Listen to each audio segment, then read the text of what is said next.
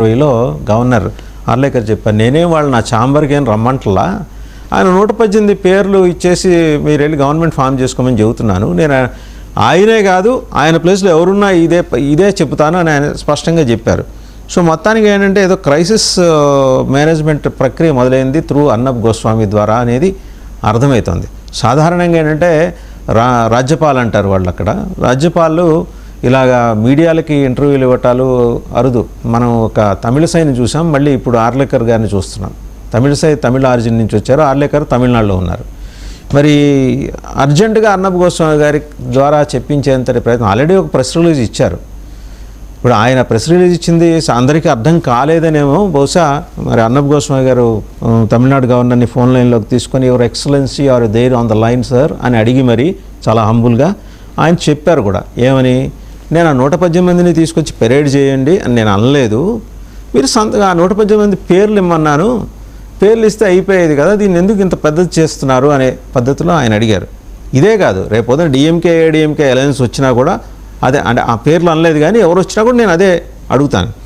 నేనేదేంటంటే అసలు దీని వెనకాల పెద్ద గ్లోబల్ లెవెల్లో ఏదో ఒక పర్సెప్షన్ని తయారు చేయడానికి కావాల్సిన ప్రక్రియ తయారవుతుంది జార్జ్ సోరస్ కంపెనీ ద్వారా అనే మాట కూడా వినిపిస్తుంది. మీరేమంటారు? నేను జార్జ్ సోరస్ అంత దూరం పోలేదండి, అంత దూరం ఆలోచించలేదు.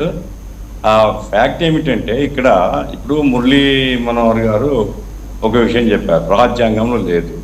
ఎస్, రాజ్యాంగంలో ఏముంది, గవర్నరు ముఖ్యమంత్రిని నియమిస్తాడు, మంత్రివర్గాన్ని ముఖ్యమంత్రి పేర్లు ఇస్తే ప్రమాణ స్వీకారం చేస్తారు, అంతవరకే ఉంది రాజ్యాంగం 164. అయితే ఇట్లాంటి తగాదాలు కొత్తది కాదు కదా, రాజ్యాంగం పుట్టిన తర్వాత వచ్చినటువంటి అనేక రాష్ట్రాల అనుభవాల తర్వాతనే సర్కారీ కమిషన్ వేసింది.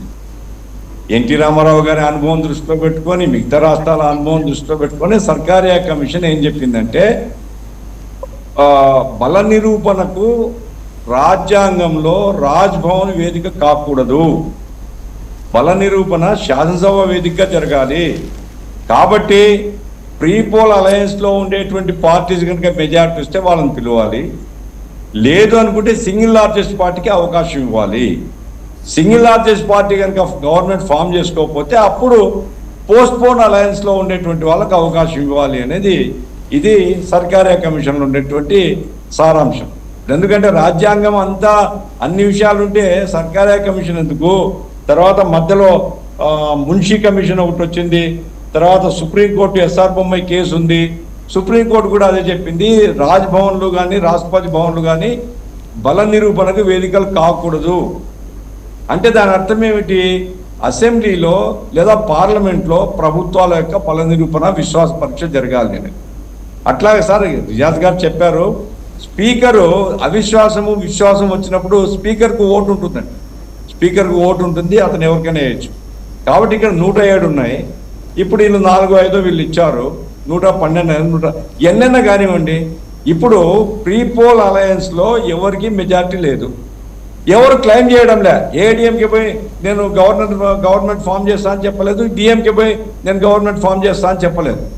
అన్నప్పుడు సింగిల్ లార్జెస్ట్ పార్టీగా నాకు అవకాశం ఏంటి అన్నప్పుడు గవర్నర్ వ్యవస్థ అనేటువంటిది అవకాశం ఇవ్వాలి తప్ప, ఇక రాజ్యాంగంలో అది ఉంది, నా విచక్షణ ఉంది. నేను అంటున్నాను, గవర్నర్కి వ్యక్తిగతంగా ఆయన ఏముంది, వ్యక్తిగత ఆరోపణ కాదు ఇది. ఆయన ఆ రాష్ట్రం వాడు కాదు, అక్కడేమో ఆయన ప్రయోజనాలు లేవు.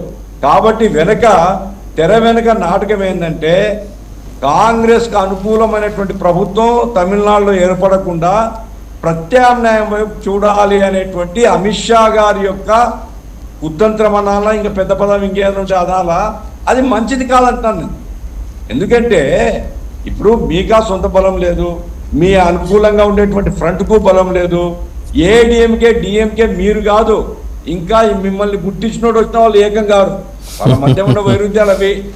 కాబట్టి ఇవన్నీ దృష్టిలో పెట్టుకున్నప్పుడు గవర్నర్ ఫ్రీ హ్యాండ్ ఇచ్చేసి, అయ్యా నీకు జ్యుడిషియస్గా ఏది మంచిది అనుకోండి అది చేయి, మనం సింగిల్ లార్జెస్ట్ పార్టీకి అవకాశం ఇవ్వకుండా చేయడం మంచిది కాదు అని చెప్పేసి ఉంటే ఈ పార్టీ బల నిరూపణ కూడా అయిపోయి ఉండేది. ఏమైనప్పటికీ నా పాయింట్ ఏమంటే సార్, ఇక్కడ ఒక రాష్ట్రం ఒక పార్టీ వ్యవస్థ కాదు, దేశంలో రాజ్యాంగంలో అది లేదు కాబట్టి తగాదాలు వచ్చినాయి. ఎవరు కేంద్రంలో ఉంటే కాంగ్రెస్ కూడా తక్కువ చేయలే, నేను బీజేపీ వాళ్ళు ఈరోజు చేస్తున్నారు కాదు, కాంగ్రెస్ వాళ్ళు తక్కువ చేయాలి, ఇట్లాంటివన్నీ చాలా చేసినారు. కాబట్టి ఎన్టీ రామారావుది కాంగ్రెసే కదా. కాబట్టి అధికారంలో కేంద్రంలో ఉండే వాళ్ళ ఏజెంట్లుగా గవర్నర్లు ఉండరాదు. కాబట్టి గవర్నర్ వ్యవస్థ ఇష్టం వచ్చిన పద్ధతి ఎవరు చెప్పకుండా కొన్ని నిర్ణయాలు సర్కారీ కమిషన్ కానీ సుప్రీంకోర్టు గారు చెప్పింది, దాన్ని పాటించాల్సినటువంటి అవసరం ఉంది. ఇప్పుడు గోవాలో కూడా కాంగ్రెస్ను పిలిచారు. కాంగ్రెస్ సమస్య ఏమిటంటే వాళ్ళు మేము మద్దతు ఇస్తామని చెప్పిన వాళ్ళతో మాట్లాడడంలో నిద్రపోయినాట ఆయన అబ్జర్వర్. ఈలోగా బీజేపీ చిదంబరం గారు లేట్ నైట్ ల్యాండ్ అయ్యారు సార్. మీరు చెప్పిన చిదంబరం గారు లేట్ నైట్ ల్యాండ్ అయ్యారు. వీళ్ళు బల పరీక్ష పిలిచే లోపల ఆయన ఇంకా తెల్లాలేసి బ్రష్ కూడా చేసుకోవాలి, అయిపోయింది లోపల. దిగ్విజయ్ సింగ్ అండి. దిగ్విజయ్ సింగ్. కాబట్టి ఎప్పుడు కానీ వాళ్ళ పొరపాటుతో అప్పుడు పోగొట్టుకున్నారు. ఏమైనా నా పాయింట్ ఏమంటే సార్, ఇక్కడ పార్టీలు కాదు, ఏదైనా రాజ్యాంగంలో ఉన్నా లేకపోయినా ఆ తర్వాత వచ్చిన సాంప్రదాయాలు సుప్రీంకోర్టు తీర్పులు దృష్టిలో పెట్టుకున్నప్పుడు ప్రజాభిప్రాయం. నా పాయింట్ ఇక్కడ విజయ్ మీద ప్రేమ కాదు, పాపులర్ ఓటు ప్రజలు రెండు కూటములను కాదని ఇతనికి అత్యధికంగా పెద్ద సంఖ్యలో ఇచ్చినప్పుడు దాన్ని టెస్ట్కు పెట్టాల్సినటువంటి అవసరం ఉంది. ఆ రకంగా అసెంబ్లీలో నువ్వు నిరూపించి ఇప్పుడు పేర్లు అంటున్నారు సార్. నా ఆరోపణ ఏమంటే ఇప్పుడు వాసుదేవన్ గారు ఈయన పోయి నాకు షణ్ముగం మద్దతు ఇస్తున్నాడు, నాకు ఇదిగో ఫలానా వాళ్ళు మద్దతు ఇస్తున్నారు అని చెప్పాలని ఆయన అంటున్నాడు. చెప్పినాడు అనుకోండి, రాత్రికి ఈడీ రేడ్ పడుతుంది, సిబిఐ రేడ్ పడుతుంది, ఏడుకోవాలా షణ్ముగం, ఎవరెవరు తప్పులేమైనా మొత్తం లిస్టులు బయటకు వస్తాయి. అది మంచి సాంప్రదాయం కూడా కాదండి. ఇప్పుడు దేశంలో ఉండే వాతావరణంలో నాకు పేర్లు చెప్పు. ఎందుకంటే ఏం పని ఉంది పేర్లతో? నువ్వు అసెంబ్లీలో నిరూపించుకో అని చెప్పు. అసెంబ్లీలో నిరూపితమైతే స్పీకర్ చెప్తాడు ఇన్ని ఓట్లు అనుకూలం, ఇన్ని ఓట్లు వ్యతిరేకమని. అంతే తప్ప పేర్లు చెప్పే రాజకీయము ఇది హార్స్ ట్రేడింగ్కే కాదు, సప్రెషన్ ఆఫ్ డెమోక్రసీ కారణం అవుతుంది అని నా అభిప్రాయం. రైట్. ఒకసారి ప్రొఫెసర్ మురళీమనోహర్ గారు, ఇప్పటిదాకా మనం పొలిటికల్ అండ్ గవర్నర్ వైపు ఉన్న యాంగిల్స్ మాట్లాడారు. ఇక మూడో కోణం కూడా ఉందండి ఇందులో. సో మీ వెస్ట్ బెంగాల్ ఎలక్షన్స్లో బీజేపీ గెలిచిన తర్వాత వైట్ హౌస్ అఫీషియల్ రిప్రజెంటేటివ్ ఒక కమ్యూనిక్ పంపించారు ప్రధానమంత్రికి శుభాకాంక్షలు తెలియజేస్తూ. దేశం మొత్తం మీద జరిగిన ఎన్నికలు కాదు, వెస్ట్ బెంగాల్ ఎన్నికలకు సంబంధించి. అంటే వాళ్ళు very particular how particular they were about west Bengal elections అనేది. అంటే అంతర్జాతీయ సమాజం నిశ్చితంగా గమనిస్తోంది, పరిశీలిస్తోంది. అండ్ దాంట్లోనే ఇంకో సబ్సెక్షన్ లేకపోతే సబ్ క్లాజ్ తీసుకుంటే ఈయన జార్జ్ సోరెస్ తమిళనాడు మీద ఫోకస్ పెట్టాడు. బట్ ఎందుకంటే he has given task to few media houses, దీన్ని ఎలాగైనా ఫ్లేరప్ చేయాలి అని చెప్పేసి.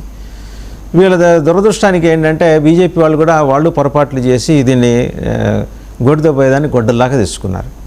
సోరస్ ఇవాళ ఆయన టాస్క్ ఏంటంటే under any circumstances Congress support తోటి అక్కడ విజయ్ గవర్నమెంట్ ఫామ్ చేయించాలి. And church is ruling. మీరు మన అవునన్నా కాదన్నా కేరళలో చర్చ్ చెబితే ఎంపీ క్యాండిడేట్స్ని మార్చేసిన సందర్భాలు ఉన్నాయి. వెంకట ప్రసాద్ గారికి కూడా దాని మీద సమగ్రమైన అవగాహన ఉండే ఉంటుంది. సో చర్చ్ డైరెక్ట్ చేస్తుంది ఇవాళ తమిళనాడులో ఏ గవర్నమెంట్ ఫామ్ చేయాలి.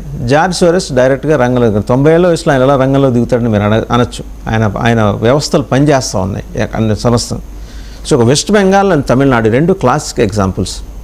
ఇవాళ తమిళనాడులో గవర్నర్ ఇన్వాల్వ్ అయినా ఇప్పుడు వెస్ట్ బెంగాల్లో జరుగుతున్న హింస, మరి టీఎంసీని భుజానికి ఎత్తుకుని తిరిగే వాళ్ళు ఏంటంటే రోజుకో హింసాకాండకు పాల్పడుతుంది టీఎంసీ, అది స్పష్టం. అక్కడ ఆయన సీఎం క్యాండిడేట్ సువేందు అధికారి పిఏ చంద్రనాథ్ రథ్ని చంపేశారు లేటెస్ట్గా. వాళ్ళు టార్గెట్ పెట్టుకున్నారు, చేస్తారు. అది గవర్నమెంట్ ఫామ్ చేసిందంటే లా అండ్ ఆర్డర్ ఏమాత్రం లేదని. ఈ రెండింటి మీద కూడా వైట్ హౌస్ ఫోకస్ పెట్టింది, జార్జ్ సోరస్ ఫోకస్ పెట్టాడు. ఎందుకు పెట్టారు అనే ప్రశ్న ఉత్పన్నమైనప్పుడు ఇంటర్నేషనల్ మీడియాలో వస్తున్న కథనాలు ఏం చెప్తున్నాయంటే, ఏం సజెస్ట్ చేస్తున్నాయంటే కైండ్ ఆఫ్ అన్రెస్ట్ క్రియేట్ చేయాలి, పొలిటికల్ అన్రెస్ట్ క్రియేట్ చేయాలి. భారతదేశం సుభిక్షంగా లేదు, సురక్షితం కాదు అనేది న్యాచురల్ చేస్తాయి. మనకి పేర్లు చెప్పను కానీ 2 సిటీల పేర్లతో నడిచే ఆంగ్ల దినపత్రికలు అమెరికా నుంచి ఇలాంటి కథనాలు కొల్లలుగా పుట్టిస్తున్నాయి. సహజంగానే కాంగ్రెస్ నాయకులు కానీ కాంగ్రెస్ పార్టీ కానీ దీన్ని వ్యతిరేకిస్తుంది. ఈ కోణాన్ని మనం ఎందుకు విస్మరిస్తున్నాం? మనం జనరల్ గా ఇంటర్నేషనల్ అఫైర్స్ మన భారతీయులకు